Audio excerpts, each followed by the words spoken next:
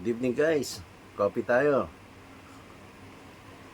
Tonight, pag-usapan pa rin natin yung walang kamatayan na yung love nating sports, basketball. May 3 games, 3 games actually. Yung pang-fourth pala yung Iran. Nag-video ako nung bago nag-game yung Qatar. Pero sayang, nandito na rin lang. Hindi ko na paghihiwalayin. Iyan ko yung sa first game versus Thailand. Amazing Imagine na natin, medyo naawat natin si Tyler Lamb. Tapos, bilib din ako sa Thailand yung guard nila na hindi ko na yung pangalan. Galing, ang lupit. Yun yung lagi ko sinasabi rin na ano yung kailangan natin develop sa mga locals natin. Pero, i-mention ka na rin muna. Una yung Thailand, si Lamb na-check.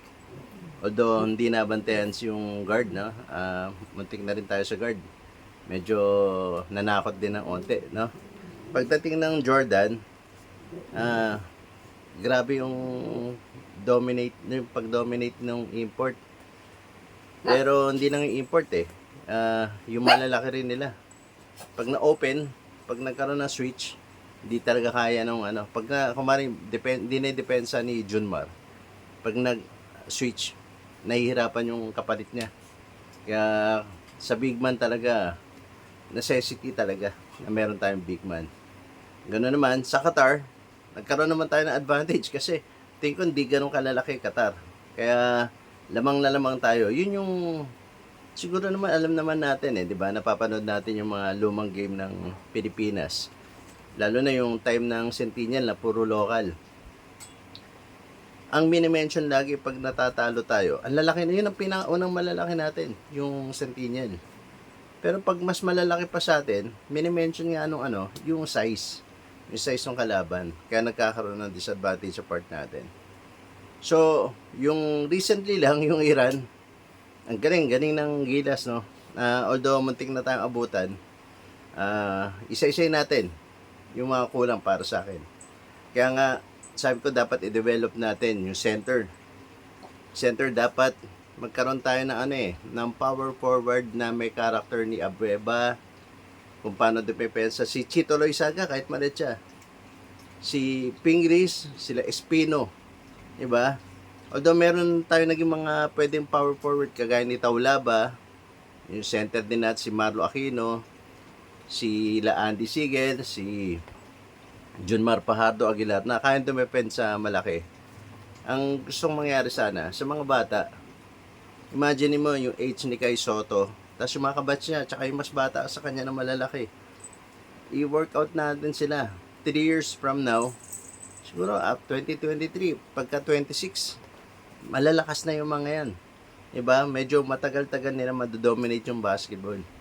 Imagine mo si Kai Soto, magkaroon siya ng katawan ng o kahit yung hindi naman natin maasahan na parang mag-ala Fajardo na malaki siguro yung konting bit lang yung gulang lang nila nila Pingris. Although syempre si Pingris exceptional din yung game nun. Kahit maliit siya, iba yun o sila Tamayo, si Chu. Imagine mo kung yung mga batang yun madedevelop as power player, di ba? Pag may dumipensa, harangan lang ng katawan. Kahit sabi mo 7-footer yan, pero kayang-kaya nilang makipagbanggaan. Tapos sa guard, ang nakita ko, medyo wala tayong replacement. Dati kasi meron tayong Gabe Norwood, na pag may maliksi na guard, may bumabantay na Gabe Norwood. Meron pala, kaya lang hindi pa ganun si Oftana. Galing ni Oftana. Siya yung bumabantay sa import nung Jordan nga pala. Kaya kahit pa paano, maganda yung performance pa rin ng Gilas. Yun. Yung game na to guys, para sa akin, hindi dapat magkaroon ng basher kasi alam nyo naman na yung composition nito, biglaan. Tapos may mga kinukuha si Team Cone na hindi pumasok, di ba? Hindi naging legit.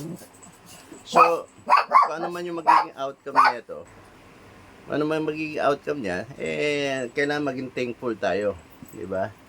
Unang-una, andito na tayo, makakalaban na natin China.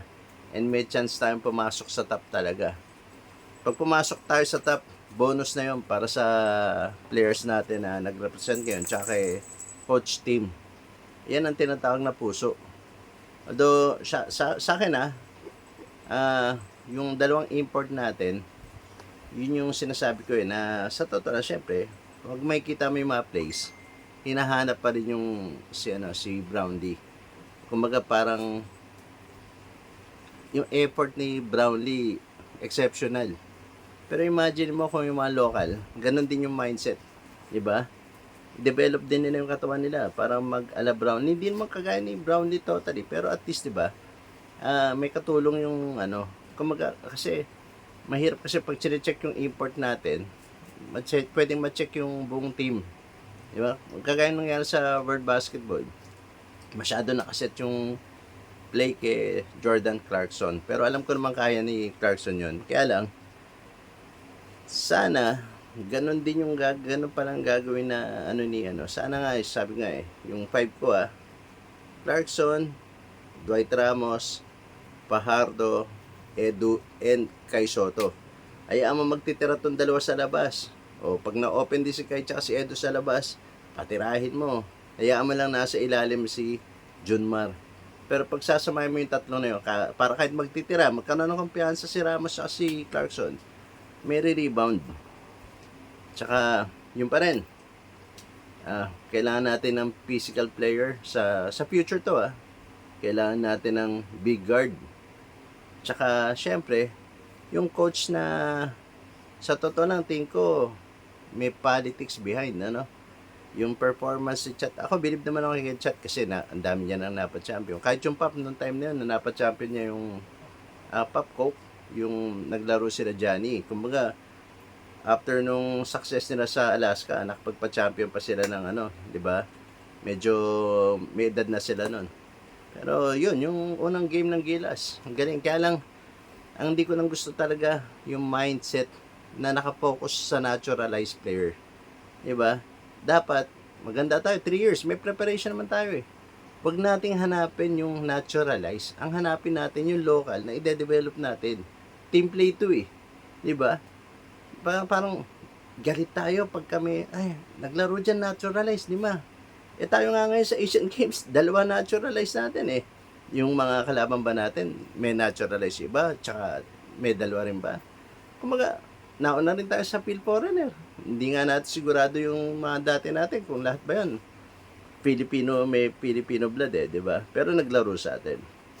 So, kung gusto natin mag-dominate, palakasin natin yung local. Okay? Yun, yung nangyari na game ngayon, yun, talagang puso yun, yung 4 games ng Asian Games, Tsaka yung mga bashers, wag na muna. Pati yung mga nasa basketball page, tapos po-promote yung kila Obiana, okay naman yun. Okay naman ibang athletes natin na nag-gold. Sila Diaz, yung mga boxers natin. Kaya nandun ka sa group page ng basketball Tsaka, mo, lahat tayo gusto mag-basketball Hindi naman common sa atin yung hahawak tayo ng soccer ball, di ba? Nasa kalye tayo. Sisipa tayo ng alam mo, basketball, ina-apply natin sa buhay natin yan May basura tayo, kumain tayong burger. May nadaanan tayong basuran, sushoot natin yung wrapper, di ba? Kumbaga ganun tayo mga noipi. Hiling natin yung basketball. Makikita mo nga, kahit yung maliblib na lugar, nasa bangin na, may makikita kang ring. Lupa, may makikita kang ring, di ba? Talagang hilig natin ang basketball.